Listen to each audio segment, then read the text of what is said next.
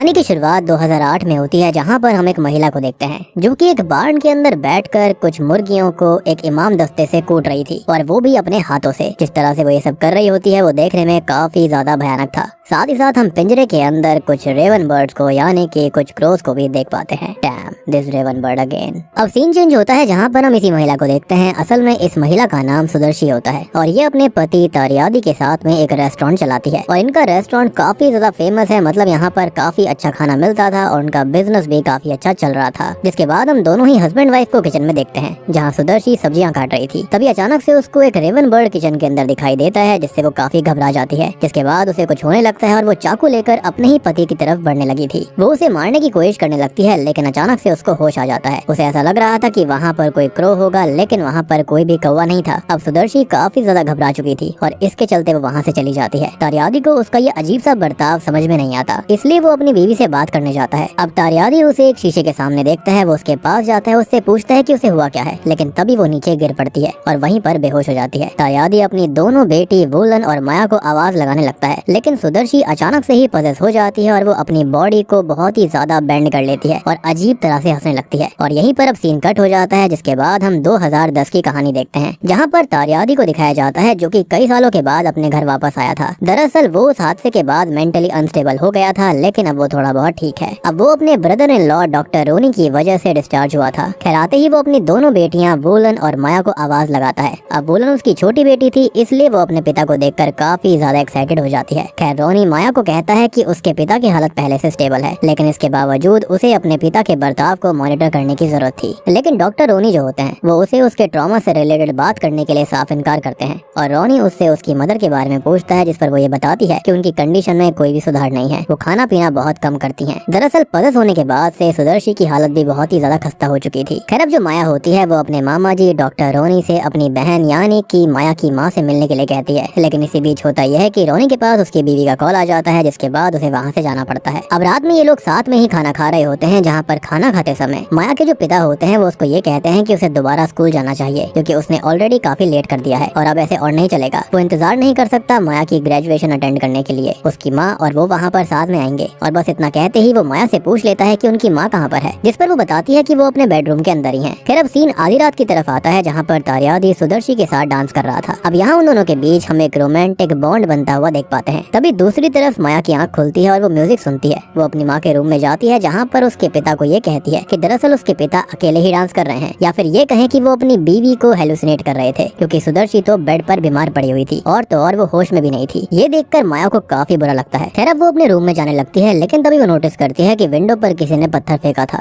और बाहर उसे उसके पिता तारियादी दिखाई देते हैं। वो अपने पिता को बाहर बुलाने जाती है, लेकिन उसके पिता उसे एक क्रीपी सी स्माइल देते हैं और जाकर सीधा अपना सर एक पाइप में दे मारते हैं, जिसके चलते उसके पिता की वहीं ऑन द स्पॉट मौत हो जाती है। अब अगले दिन माया के घर पर सुदर्शी के सिबलिंग्स आते हैं, जिनके नाम थे सुमर्णी, बमबांग और सुचिप्तो। वो लोग यहाँ पर असल में दुख बांटने नहीं आए थे। वो तो चाहते थे कि वो किसी तरह से माया के घर को बिकवा दे, जो कि माया की ग्रैंड मदर के इनहेरिटेंस में उसको मिला था, और उसका पैसा ये लोग आपस में बांट लेना चाहते थे। मीनवाइल हम माया को देखते हैं जो कि परेशान थी अपनी माँ के लिए, क्योंकि वो बिल्कुल भी नहीं बोलती थी। वो उनकी आवाज सुनना चाहती थी। साथ ही साथ वुलन भी अपनी पुरानी माँ को काफी मिस कर रही थी। खैर माया के तीनों ही सिबलिंग्स उसको बुलाते हैं और उसको सीधा कह देते हैं कि उसे ये घर भेज देना चाहिए, ताकि वो अपनी माँ के हॉस्पिटल के बिल को भर सके। साथ ही साथ वो इस हिस्से को आपस में बांट लेंगे और उसे कोई भी छोटा घर दिलवा देंगे। ये सुनकर माया उन्हें साफ इनकार कर देती है, जिसके बाद उन तीनों को वहाँ से जाना पड़ता है। अब रास्ते में बमबांग और सुचिप्तो सुमर्णी से कहते हैं कि उनकी बात नहीं बनी, लेकिन सुमर्णी उन्हें कुछ बाल दिखाती है जो कि सुदर्शी के थे। दूसरी तरफ रात में माया और वुलन लेटे हुए थे और बाहर काफी तेज बारिश हो रही थी और लाइट्स भी नहीं थी, जिस कारण से वुलन को काफी डर लग रहा था। इसलिए माया बाहर जाकर एक लैंप लेकर आ जाती है, लेकिन तभी वो बिस्तर पर एक रेवन बर्ड को नोटिस करती है और वो विंडो की तरफ देखती है जो कि बंद थी। उसके मन में यही था कि आखिरकार ये बर्ड अंदर कैसे आई। खैर अब वो उस कौवे को पकड़ने की कोशिश करती है, लेकिन तभी उसके सामने उसके पिता आ जाते हैं, जिसके आसपास काफी सारे कौवे थे। लेकिन असल में ये उसका एक बुरा सपना था, जिससे माया काफी डर गई थी। जिसके बाद हम देखते हैं कि माया अपने कुछ चीजों को बेच रही होती है, ताकि वो थोड़ा बहुत फाइनेंशियली हेल्प ले सके। वहीं पर हम देख पाते हैं कि शुरुआत वाला इमाम दस्ता भी पड़ा हुआ था और उसी के अंदर तो सुदर्शी उन चिकन्स को कूटा करती थी। अब सामने वाला जो व्यक्ति होता है वो माया को उसे भी बेच देने के लिए कहता है, लेकिन वो उसे मना कर देती है, क्योंकि वो उसकी माँ का था। अब अगले सीन में माया अपनी माँ के पास ही होती है और वो उनको नहलाने के लिए ले जाने वाली थी, लेकिन वो उनकी कमर पर एक घाव का निशान देखती है, जो कि काफी अजीब सा था। ये देखकर वो अपने अंकल रॉन को बुलाती है और रॉन वहाँ पर आ जाता है। वो सुदर्शी के लिए मेडिसिन भी लेकर आए थे ताकि उसका घाव ठीक हो सके। लिए, जिसके बाद वो अंदर जाता है। लेकिन तभी वो सुदर्शी के रूम में लगे हुए मिरर को देखता है, जिसको देखकर वो बाहर निकल जाता है और यहाँ पर वो माया को उसके परिवार का सारा सच बताने लगता है जो आज तक उसे किसी ने नहीं बताया था। वो उसे कहता है कि वो जो मिरर उसकी माँ के रूम के अंदर है वो उसे हटा देना चाहिए, क्योंकि कहीं ना कहीं उसके पिता की मौत का कारण भी वही शीशा है। और यहाँ पर ये अंकल रॉनी ही है जो कि डॉक्टर थे, इनको यहाँ पर अंकल रॉन शॉर्ट में बुलाया गया है। फिर अब यहाँ पर वो उन्हें पास्ट की स्टोरी बताता है, जहाँ पर वो ये बोलता है कि उसके ग्रैंडफादर की 3 बीवियां थी, जिसमें से 2 की तो बहुत ही अजीब तरह से मौत हुई थी, काफी मिस्टीरियस मौत थी। लेकिन उनमें से खाली माया की ही ग्रैंडमदर बची थी। दोनों की बॉडी को किसी ने भी नहीं देखा था, क्योंकि वो कैस्केट के अंदर बंद थी। ऐसा रूमर है कि उसके ग्रैंडफादर ने उन दोनों बीवियों का सैक्रिफाइस दे दिया था, वो भी एक डीमन के लिए। अब इन दोनों ही सैक्रिफाइस वाली बीवियों के नाम सोमिनी और तोमिरा था,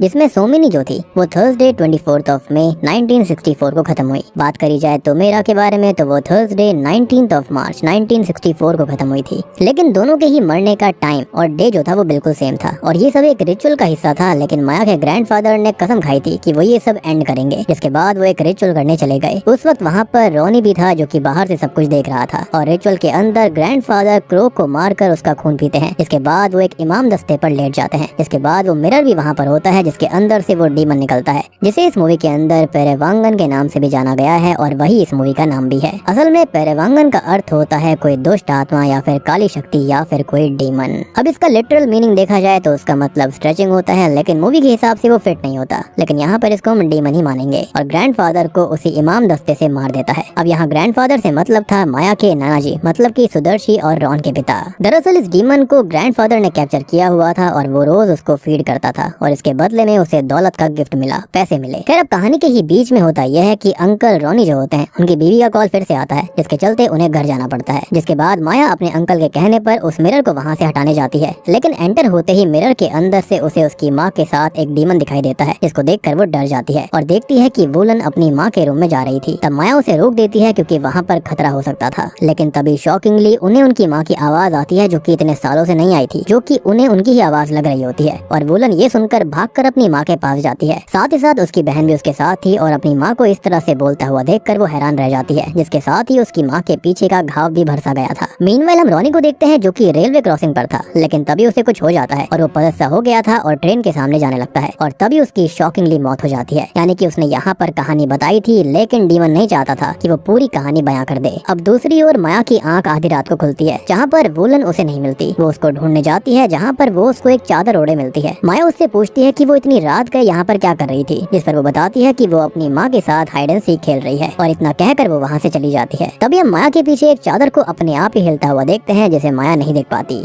जिसके बाद माया अपनी मॉम के रूम में जाती है, जहाँ पर उसकी माँ ये कहती हैं कि क्या अंकल रॉनी उनसे मिलने नहीं आ रहे। इसके बाद माया अंकल रॉनी को कॉल करती है, जहाँ पर उनका फोन उनकी वाइफ उठाती है। उसकी मामी जी यानी कि आंटी रोते हुए उनको बताती हैं कि उसके परिवार की वजह से अंकल रॉनी अब खत्म हो चुके हैं। और यहाँ पर हमको पता चलता है कि रॉनी की वाइफ उनके परिवार से नफरत करती थी और इसलिए वो बार बार उनको वहाँ से बुलाती रहती और इसका कारण पास्ट ही था, यानी कि उनके परिवार की हिस्ट्री, और वो इसलिए एक बार भी वहाँ कभी विजिट पर नहीं आई थी। अब यहाँ से सीन अगली रात का आता है, जहाँ पर सुचिप्तो और बम्मांग माया के घर पर आए थे और यहाँ पर वो उन बालों को दफनाने के लिए आते हैं, जो कि किसी तरह का रिचुअल होगा। ये करने के बाद में सुचिप्तो घर पर आता है, जहाँ पर घर आने पर उसे कुछ आवाजें आती हैं। खैर तभी कोई नीचे से उसके पैर पकड़ लेता है और वो वहीं पर धार वाला हथियार चलाने लगता है, लेकिन असल में वो अपने ही पैरों को काट लेता है, जिसके बाद वो शक्ति उसे मार डालती है। यानी कि ये रिचुअल उस शक्ति को पसंद नहीं आया था। दूसरी तरफ माया अपनी माँ के रूम में रखे हुए मिरर को कवर कर देती है। अब इसी बीच वो अपनी मॉम के पास वुलन को देखती है। उसे देखने के बाद उसे वहाँ से वो ले जाती है, क्योंकि उसकी माँ के साथ कुछ ठीक नहीं लग रहा था। अब रात में सोते हुए अपने बेड पर एक रेवन बर्ड मिलता है और साथ ही साथ उसे अपने तकिए के नीचे कुछ महसूस भी होता है। चेक करने पर उसे एक मरा हुआ कौवा मिलता है, जिसको देखकर उसे उल्टी आ जाती है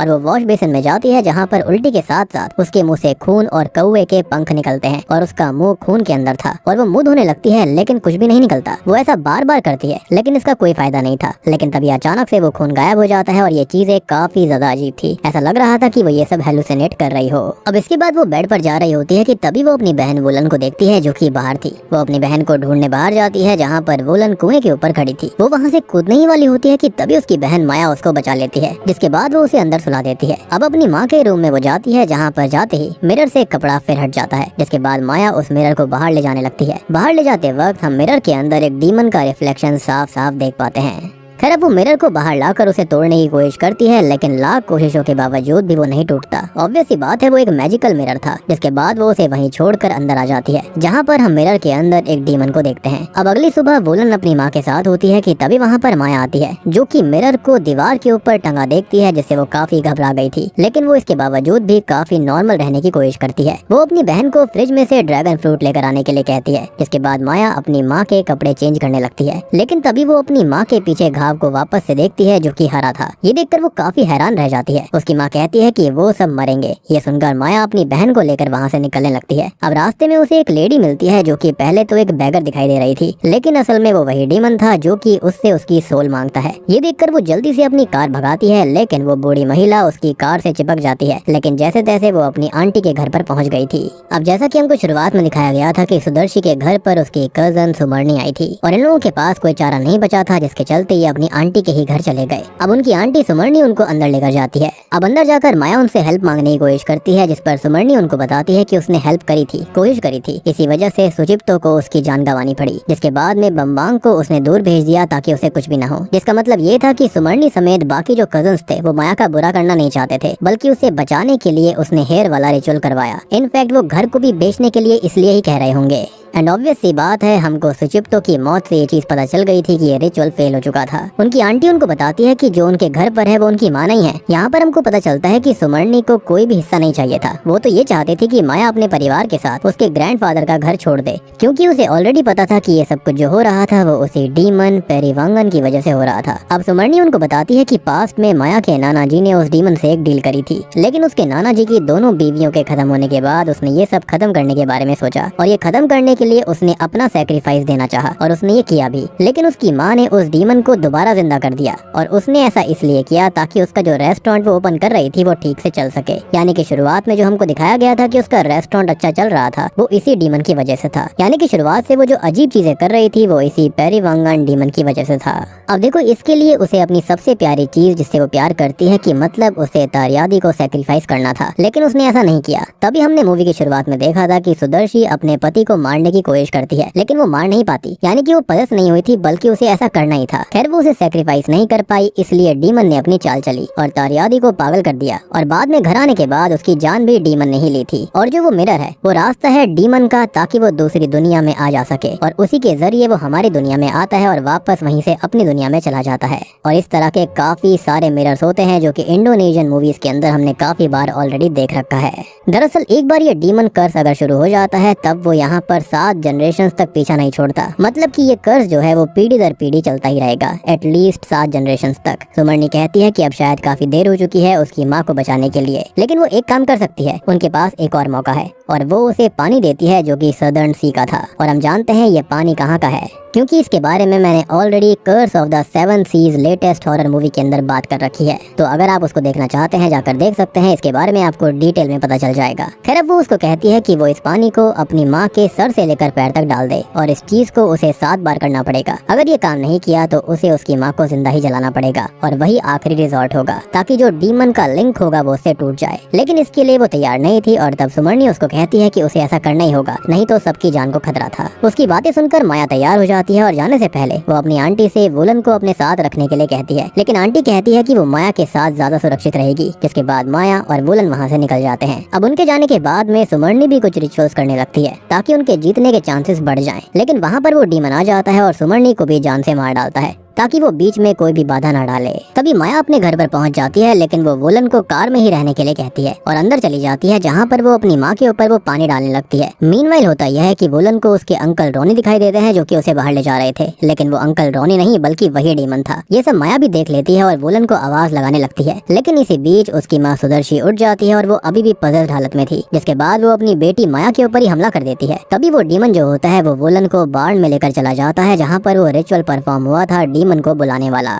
और यहीं पर हमने शुरुआत में सुदर्शी को देखा था। तभी माया किसी तरह से बचकर बांस में आती है, और वहीं पर उसकी माँ और डीमन भी होता है, जो कि उसके नाना जी के रूप में था। और जो सुदर्शी होती है वो उसे उसके नाना जी के हाथ पर किस करने के लिए कहती है, वो भी रिस्पेक्ट के रूप में। और माया ऐसा करने लगती है क्योंकि फिलहाल उसके पास कोई चारा नहीं था, क्योंकि असल में दस्ते के अंदर वुलन लेटी हुई थी। लेकिन तभी वुलन की आंख खुलती है और वो चिल्लाने लगती है, जिसे सुनकर वो दोनों ही डिस्ट्रैक्ट हो जाते हैं और माया मौके का फायदा उठाकर अपनी माँ और डीमन के ऊपर उसी इमाम दस्ते से हमला कर देती है और उसकी माँ अब इमाम के अंदर गिरने लगती है। और अब आप यहाँ पर ये मत सोचना कि इतना शक्तिशाली डीमन जो है वो इस इमाम दस्ते के हिट से कमजोर कैसे हो गया। दरअसल ये पूरा रिचुअल इसी मोर्टा पेस्टे यानी कि इसी इमाम दस्ते से हुआ था, इसलिए वो इससे कमजोर हो रहा था और इससे हिट करने पर उसे फर्क पड़ा करता।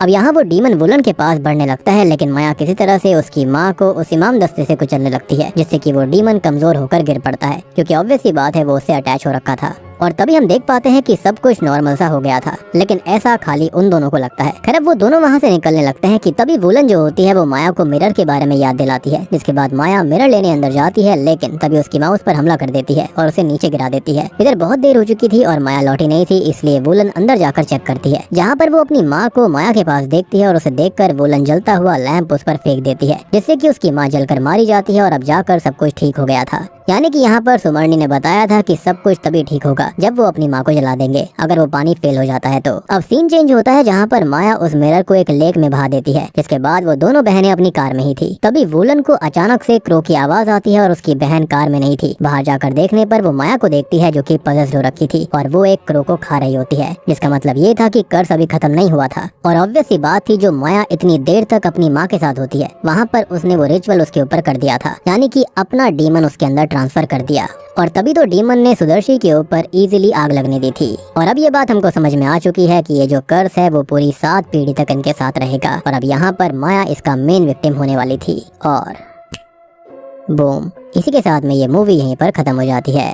तो दोस्तों ये थी पेरेवांगन फिल्म की कहानी। उम्मीद करता हूँ कि आपको ये मूवी पसंद आई होगी। तो सबसे पहले हम बात करते हैं क्रोस के बारे में, यानी कि रेवन बर्ड्स के बारे में, कि आखिरकार उनका इस मूवी के अंदर क्या रोल था। तो देखो, जब भी हॉरर मूवीज की बात आती है तो हमेशा रेवन बर्ड्स या फिर क्रोस यहाँ पर होते हैं, जो कि मूवी के अंदर एक रिचुअल से जुड़े हुए थे। यहाँ पर इस रिचुअल के अंदर डीमन को बुलाने के लिए इसी क्रो का इस्तेमाल करा गया था और हो सकता है कि ये क्रोस जो थे वो उसी डीमन के एक तरह से मैसेंजर्स थे। अब बात करते हैं इस मिरर के बारे में और इमाम दस्ते के बारे में। तो इमाम दस्ता कहीं ना कहीं इसी मिरर से इनडायरेक्टली जुड़ा हुआ था, जो कि डील करने के लिए इस डीमन से इस्तेमाल होता होगा। और ये जो मिरर है वो उसी डीमन के आने जाने का रास्ता था। अब आप यहाँ पर ये भी सोच रहे होंगे कि जब सब कुछ खत्म हो गया था तो माया पजस कैसे हुई। तो देखो, जब माया को अंदर ही रख लिया गया था उस वक्त पक्का रिचुअल दोबारा से करा गया होगा, जो कि उसकी माँ ने ही डीमन के इन्फ्लुएंस में आकर किया होगा, जिसके चलते हुआ ये कि सुदर्शी के अंदर का डीमन जो था वो सीधा माया के अंदर चला गया और इसके चलते डीमन ने अपनी चाल चली। वुलन ने जब वहाँ पर अपनी माँ के ऊपर आग लगाई थी तो हुआ ये था कि उस डीमन ने ऐसा जानबूझकर करने दिया, क्योंकि उसने अपना नया होस्ट ढूंढ लिया था माया के रूप में। और बात रही मिरर के बारे में कि उसे लेक के अंदर क्यों फेंकने दिया गया, तो डीमन यही चाहता था, वो जब चाहे मिरर को आसानी से वापस ला सकता है। लेकिन डीमन समझ चुका था कि मिरर के चलते उसे खतरा हो सकता है,